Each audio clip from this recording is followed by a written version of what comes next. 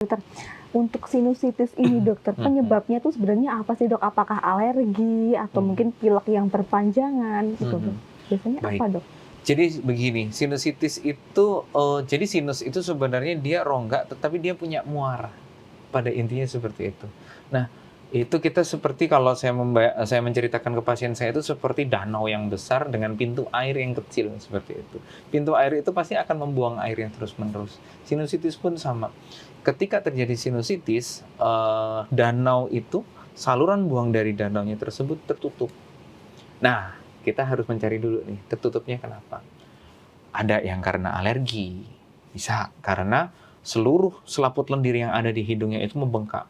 Nah, ketika membengkak, kita bayangkan jalannya menjadi sempit, jalan keluarnya. Maka terjadi bottleneck atau bahkan penutupan jalan keluarnya itu yang menyebabkan cairan-cairan yang ada di sinus yang harusnya bisa keluar, dia tertahan di dalam. Nah, ketika alergi, itu dia akan bengkak semua dan menutup saluran itu. Maka menjadi sinusitis. Bisa juga karena struktur hidung.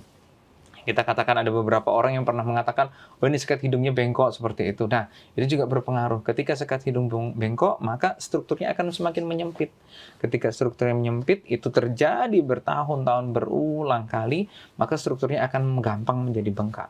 Ketika menjadi bengkak, dia akan menjadi obstruksi, lalu danaunya itu yang kita sebut danau tadi, dia tidak akan bisa mengalirkan cairan secara lancar.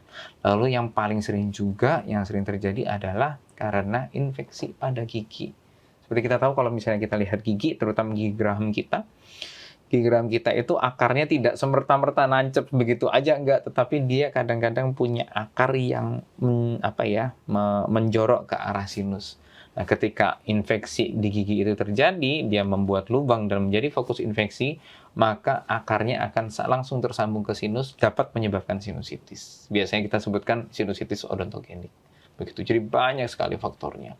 Tapi ya itu bisa karena alergi, bisa karena bakteri. Jadi sebenarnya menutup dulu, lalu habis itu ada bakteri masuk atau virus masuk, lalu menjadi infeksi. Seperti itu.